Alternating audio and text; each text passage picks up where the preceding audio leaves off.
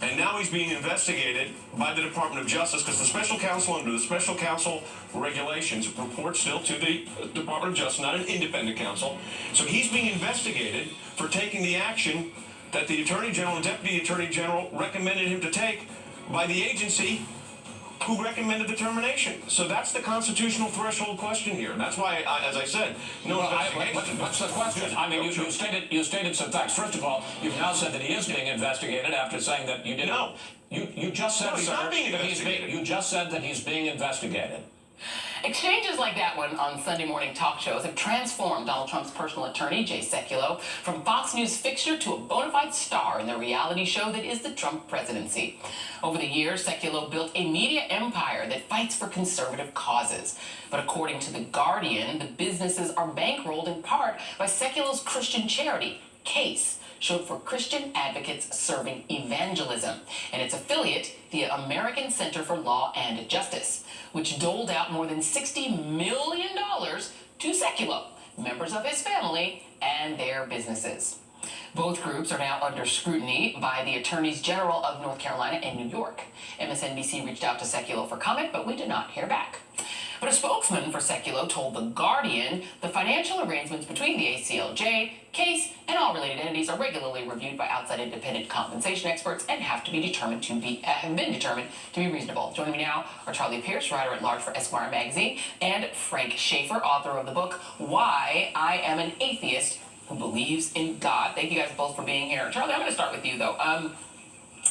There are instructions that The Guardian was able to find for some of the telemarketers who were calling to raise money for the ACLJ, which is supposed to sound like the ACLU. I think it's meant to. And what they would say to them if people didn't have the money. And it's a little bit. Let me see if I can find one here. This is actually. Let's do 5. Let's do some of the pitches. 5. This is cut 5. Islamic extremists are headed in your direction, and you are most likely the main target, Sekulow himself told people in a recorded message used in fundraising calls during 2011. Telemarketers were instructed to tell people who initially said they could not donate that Islamist extremists will succeed if we don't do something right away. If the person resisted a second time, the script said to tell them, it sounds like you really want to help. What do you make of this tactic? Well, first of all, Joy, you're very good at that. You could have a second career reading those. Will you send me money? Look, who knows? Look, from selling indulgences and saints' heads to Jim Baker and the 700 Club to Ralph Reed's weird connections to Jack Abramoff, Christianity has always been a fine environment for eager entrepreneurs.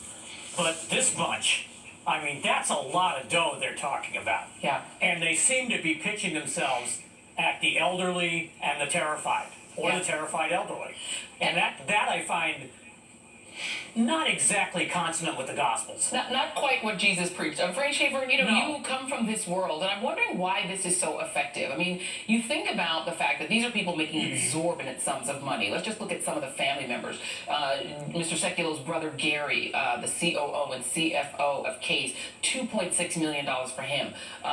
Adam Sekulow, his nephew, $518,000. Logan Sekulow, his son, $471,000. Jordan Sekulow, his other son, $137,000, according to the Washington Post. And just overall, out of $229 million raised by these organizations between 2011 and 2015, $5.5 million go into members of the family, $23 million to their firms. Why do people in the Christian community not see this, notice this, and why are they not offended by it? Well, Joy, it's part of the fallout of the culture wars, and they have decided that everyone is the enemy. It's the same with Donald Trump when he talks about any story that is against him is fake news.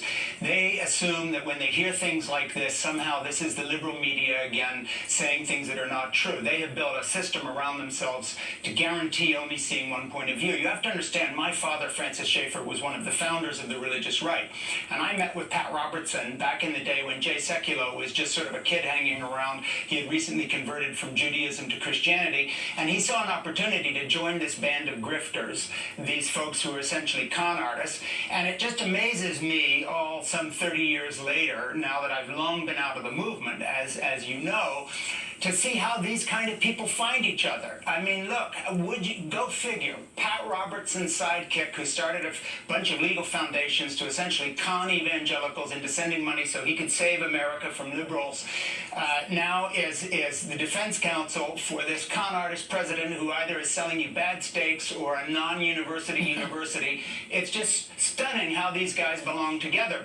It would all be sort of a sick joke on evangelical Christians and the 81% of white evangelicals who voted for Trump, except for one thing.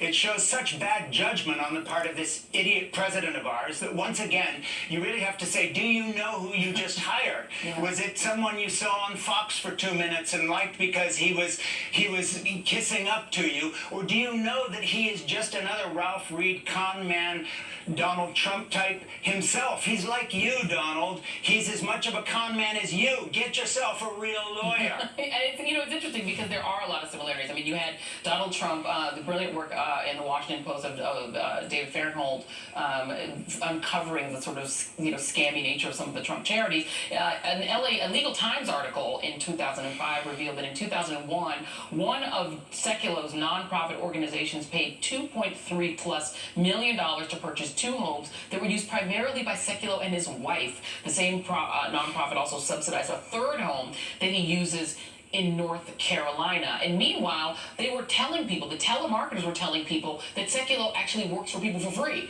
The American Center for Law and Justice is basically the anti-ACLU, and Jay Sekulow is the chief counsel of the American Center for Law and Justice. He never charges for his services, and he is our best shot at protecting our religious freedom in the nation today, is one of the call sheets. They paid $21 million to nonprofit legal firms owned by Jay Sekulow. You're a witness, Charlie Pierce. Oh,